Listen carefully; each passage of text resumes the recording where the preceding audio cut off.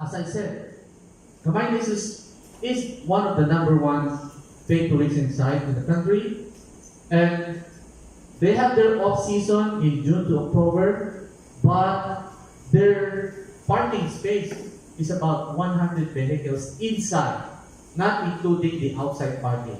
And these vehicles are not cars; these are jeep load and van load of faith tourists. To show you an example, this is how the parking is outside. These are all tourists. If I get 2 or 3 jeepney load of tourists in my farm and they pay 100 peso each, I'm happy with that. This is farm tourism. You make money, you make revenue out of the entrance fee. Okay? You just have to make something interesting inside your farm to make tourists go in, right? So when I did this research, I said, okay, there's a market. And then I did my calculation. Okay, let me see conservatively if I can do 100 people in 15 days a month. So that's my conservative estimate. Because I'm looking at my farm operation. I said, okay, I can survive, break even at 100 tourists a day in 15 days a month. So that's roughly, let's say, 10,000 or 150,000 peso gross. That's just for tourism. That's just for tourism. One revenue stream. Okay? So later on I will show you more. This is the amount of traffic we get on a weekend. This is not Holy Week. This is a regular seasonal weekend in Lukban, in Caballes. You see, it's not a problem, but the thing is, when people go see it's so crowded, it's so hot, then you have to climb 300 stairs up to Caballes and then 300 stairs down. You're tired, you're sweaty, you're hungry. Where do you go? You go to the carinderia? You go to the polluted roadside store. So my proposition is, I told them, let's offer some relaxation to these tired tourists. Let's offer them a buhay bukid feel, a simple farm living scene. That's the reason why I established Bukid Amara. Even before I established a farm, the vision is already there. You need to have the master plan before you set up a farm tourism. So you just don't go and plan. You need to have the vision. And my vision was buhay bukid. Nostalgia. I wanted to bring back how it was in the farm when I was growing up, when there was no Wi-Fi, when there was no technology, where family can enjoy a quiet moment together in a kubo, sit down sa lamigit ng kawayan or the bamboo floor, pagaspas ng malamig na simoy ng hangin, the breeze of the countryside air, and that's the theme. So like I said, when you do the farm, you must have a very unique proposition in order for the tourists to go to you. So, and that's what I have. This is my sunset. The good thing, when I chose it, I am an amateur photographer, so I know how to compose photos. And in farming, I do my own composition as well. When I do planting, I do it aesthetically, as they would say. So this is the flowers I planted at the background of the Mount Banao. And this is what we offer in the farm. Simple farm life. We do offer food. We call it pinalot, in a banana leaf, rice, meat, and salted egg and tomato. It's very simple. It's a southern food. It's southern Tagalog food, the pinalot. And then we're creating Tambayan Hiwan. Tambayan Hiwan is a shed where you have a hammock and reclining chair where you can rest your back after a long travel and enjoy fresh buko, fresh coconut water, or maybe some snack, some light meal, and that's the concept that we have to do. So these are other revenue streams: pick and pay, farm to table concept, cut and pay for the cut flower. So they can harvest sunflower or cut flower from our farm. They just have to pay for it, and they like it because they want to take a picture with the sunflower or with the, and this adds up to your revenue. Souvenir shop, edible city. We wanted to do this, but I don't know. Honesty market where you can just grab your vegetable or produce and then just stay there without anyone watching. But I don't know yet. We're gonna try. So maybe in Batangas it works. I don't know about the Quezon. And greenhouse cafe, that's the concept. We wanted to have, in fact, I'm already doing this one. I'll show you some photos later. Yeah. So this is the, atmosphere that we're creating. Hammock, a very permeable structure. I have three, what I would say, slogan in my farm. One is recreation, that's my first phase for farm tourism. Other one is sustainability. We're using renewable building material to build our structure. Later on, we wanted to actually do our own adobe, clay, and sand and rice straw. We're experimenting on that right now to build our structure. We want to blend in our natural farm atmosphere. We don't want to do a lot of cement construction. So, because we wanted to stick to our buhay nayon team or buhay bukid team. And that's what sells to city dwellers, for example, to people in Manila. And this is basically the atmosphere we wanted to create. Yeah? And then this is what we offer. When you dine, we don't have a seat. Well, we have a sit-down dining in the cafe, but we're offering this, like a Japanese-style dining. This is a Filipino-style dining as well, where you sit down on a bamboo flooring and eat. Yeah, and this is our tambayan they want. This concept we will do, for you to, because if you travel 4 hours away, of course you want to sit down comfortably, and then enjoy a very nice, quiet environment. So pick and pay, we're doing that. Cut and pay, tourists likes that. And then edible city, this is my phase 2. The first phase I did for my farm is the flowers. Because for me, vegetable has no challenge anymore. Because I've been doing it for 20 years, so it's easy for me to do. And flowers, I have not really grown it. So that's why the first thing I did was to grow flowers. Because tourists love color. And I wanted to add color to the farm. So, but this is the second phase. I will do this for November, December, in time for the holidays. Edible city, that's the concept. Container gardening, we will do that. Herb patches, culinary herbs and rosemary, thyme, dill, and everything. We will have that. This vegetable trellis, where you can grow kalabasa, on a hanging trellis to provide shade at the same time some attraction. Yeah. And this is our greenhouse with the hanging basket. My specialization right now is hanging baskets. Because nobody's doing it. Hanging basket in spring and summer in Europe and North America, it's quite common, quite popular. But in the Philippines, nobody's really paying attention to it. And this works for real estate developer or residential, because you can add color to your lamppost or to your seasonal launching. So, and at the same time, we have seasonal blooms. What I'm doing right now is I'm playing around. Actually, what are the ideal plants for the hanging baskets? What are the okay, we have petunia, we have ivy geranium, we're trialing calibrachoa. These are new varieties for Philippines, but it's very common in other countries. area plants? These are area plants. These are, well, we don't call it area plants. It's basically a variety of, let's say, a terrestrial plant that is trailing or, the trail crop. So, in agriculture, in farming, there's a lot of what we call tuition fee. Even if I have been in farming for 20 years, even I need to do a lot of experiment. So the first month I did was suitability trials. So that means I trialed more than 100 varieties of flowers in my farm to see if they're suitable to the microclimate of Lumban. Because where I'm at is a rainforest. Our rainy season don't start in June. Our rainy season starts in November until February. In November last year, I had 3 days of sun, 27 days of rain. Because it's a rainforest. All the clouds gather at the side of the mountain where I'm at. So it's a challenge for us. When you lose light, your crop doesn't grow. My sunflower in November, supposed to be 7 feet tall, became 3 feet tall. Not because we didn't do it right, we did it right, but because there's no sun. There's not enough energy for them to grow.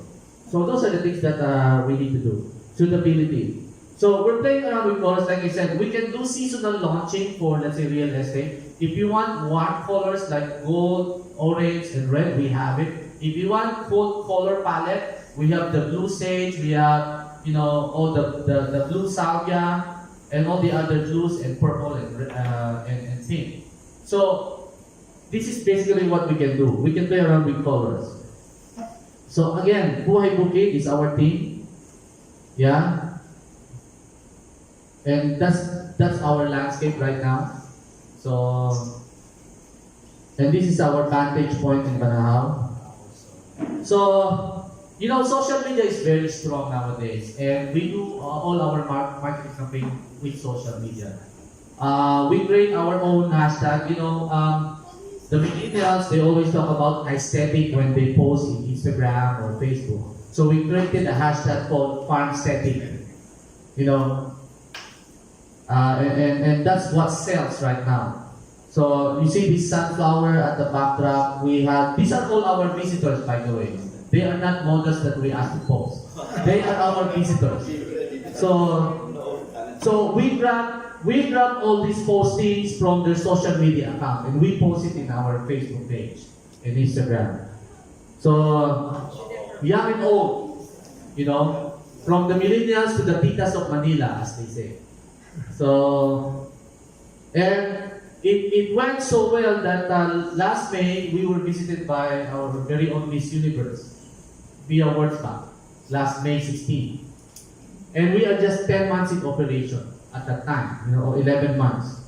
So, like I said, the influence of social media is so strong. When Pia Wordsback went to our farm last May 15, our number of followers shoot up to about 30% more in just a span of 1 week.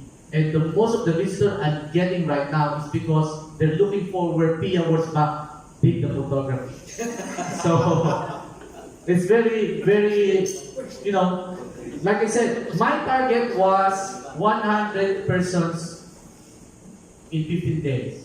Right now I'm doing 100 persons on a regular day and 300 persons on a weekend, Saturday, Sunday. So I hit my mark. And that's what makes it, and I double my sales because why? Because they will always look for refreshment. So we sell food. So that means for 100 person, I charge 100 pesos. That's 10,000 pesos. Okay, for the entrance fee alone. And then they will eat 150 pesos worth of food. So I get double my sales, 20,000. Okay, and then they will buy some souvenir. We are helping micro-entrepreneur, like those that make souvenir like earrings and hand-painted bags. We're helping local artists to market their product in our farm with our own branding strategy, of course. And that seems to be driving my sales.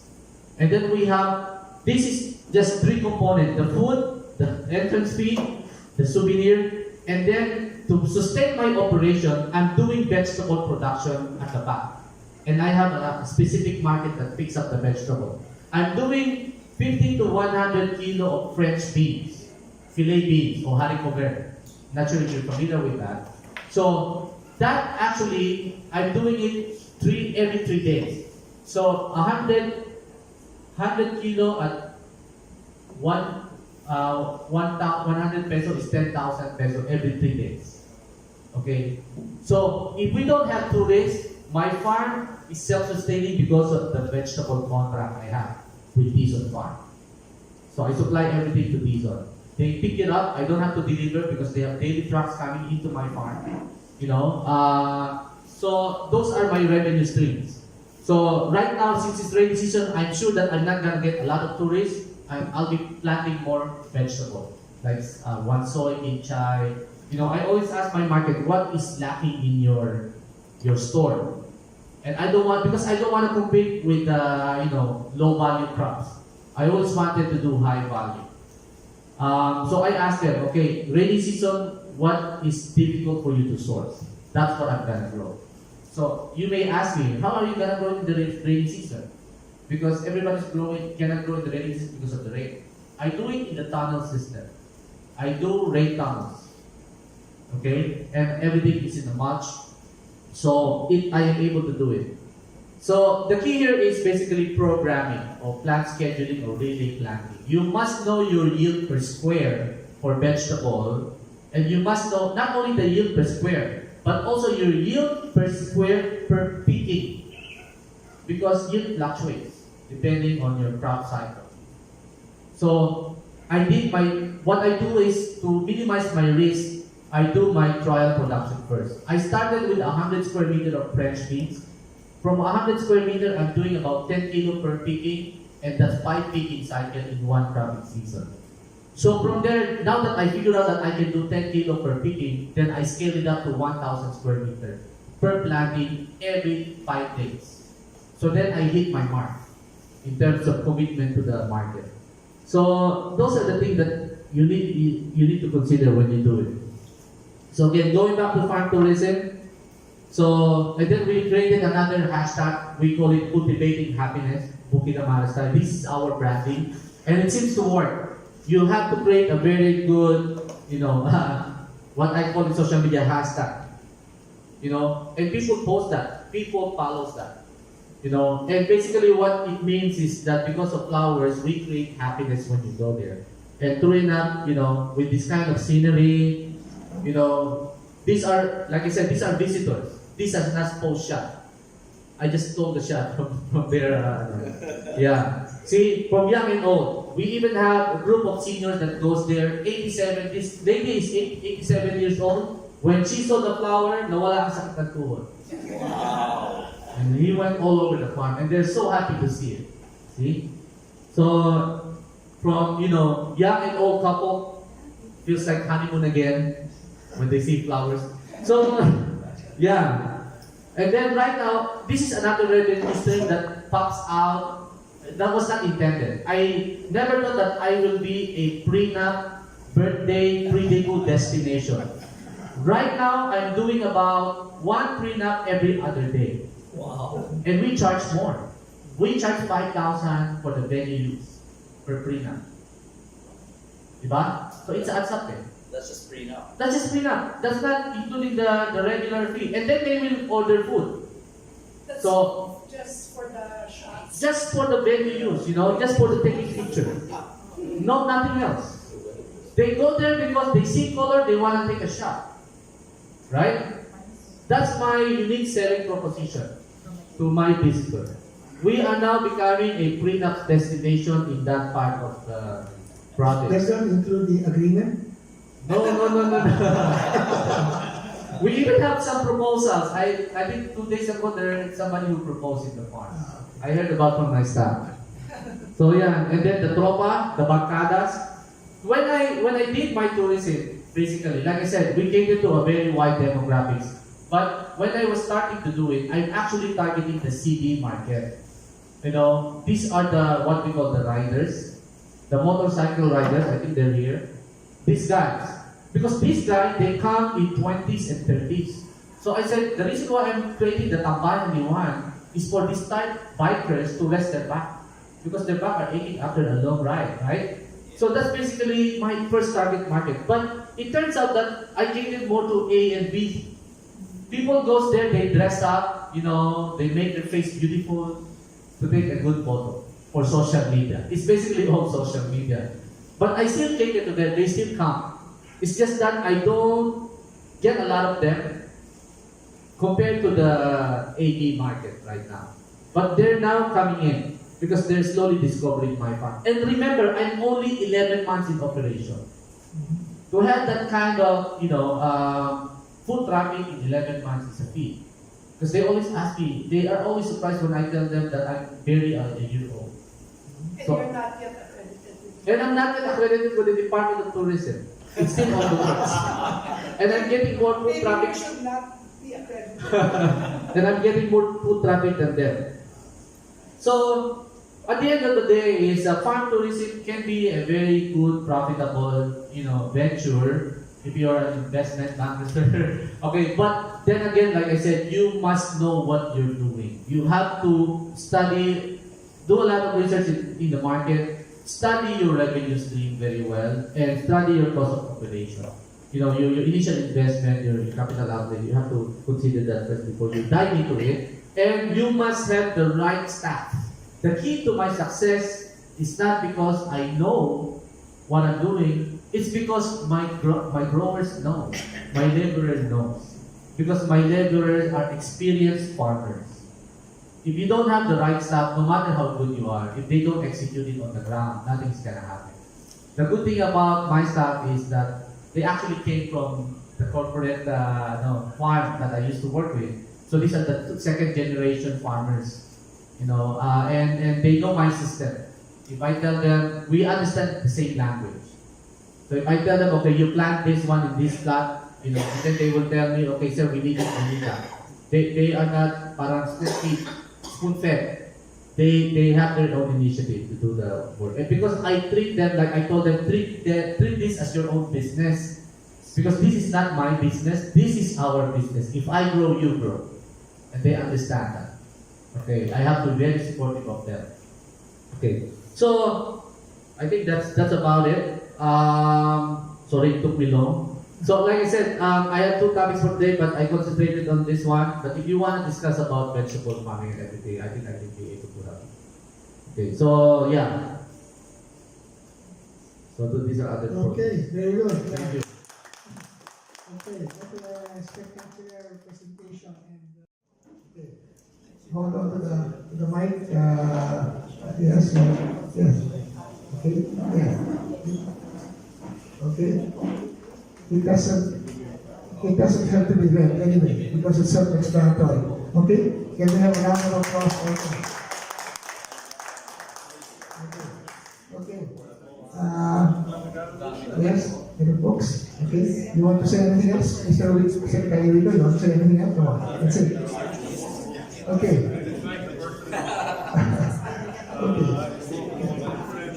Okay.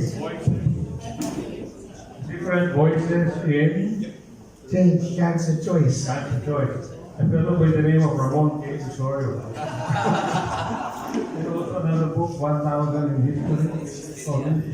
Going away with the Bonanza. No. Thank you.